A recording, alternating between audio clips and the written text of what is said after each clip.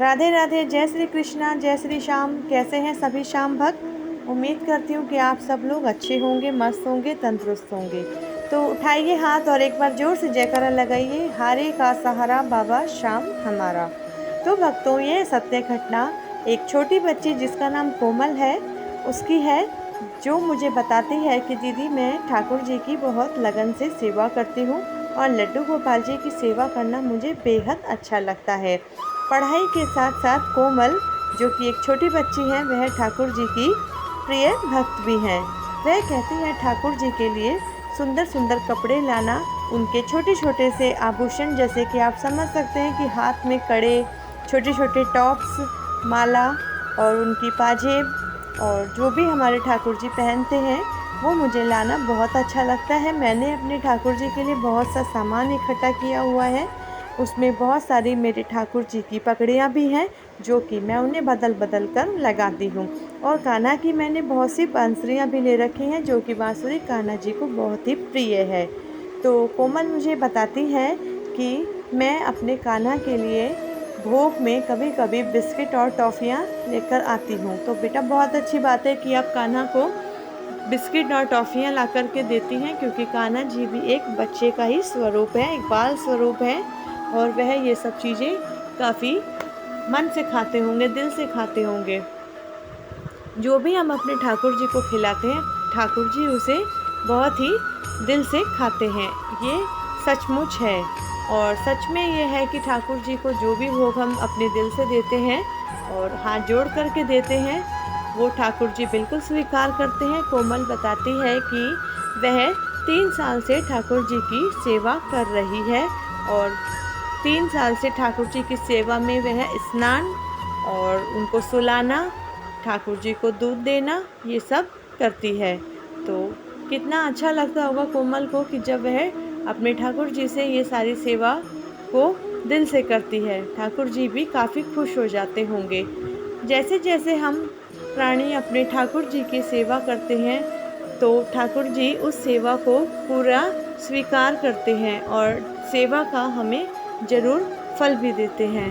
तो कोमल कहती है कि मुझे ठाकुर जी को सुलाना और सुबह उठाना बहुत अच्छा लगता है। मैं अपने ठाकुर जी को लोरी गा कर के सुलाती हूँ और जिस कमरे में मेरे ठाकुर जी रहते हैं वहाँ मैं उनके लिए पंखा चला के रखती हूँ। तो और वो ये भी कहती है कि जब मेरा पेपर होता है, मेरी परीक्षा होती है, तो मैं अपने ठाकुर जी का जो मोर पंखी है वह अपने साथ लेके जाती हूँ। मुझे ऐसा लगता है जैसे कि ठाकुर जी मेरे साथ ही परीक्षा दे रहे हों। तो कितना अच्छा है कि हम ठाकुर जी को अपने साथ लेके चलते हैं और ठाकुर जी कदम कदम पर हमारे साथ रहते हैं। ऐसा सभी के साथ होता है, जो जो लोग सेवा करते हैं ठाकुर जी के दिल से, सचमुच ठाकुर जी उनके साथ ही रहते हैं। आभास हो या ना हो, लेकिन दिल से महसूस करके देखिए कि जब हम कहीं भी हों तो ठाकुर जी का ही सिर्फ ख्याल आता रहता है। तो इसका मतलब यही है भक्तों कि ठाकुर जी दिन रात सुबह शाम हमारे साथ ही रहते हैं। ये सच है।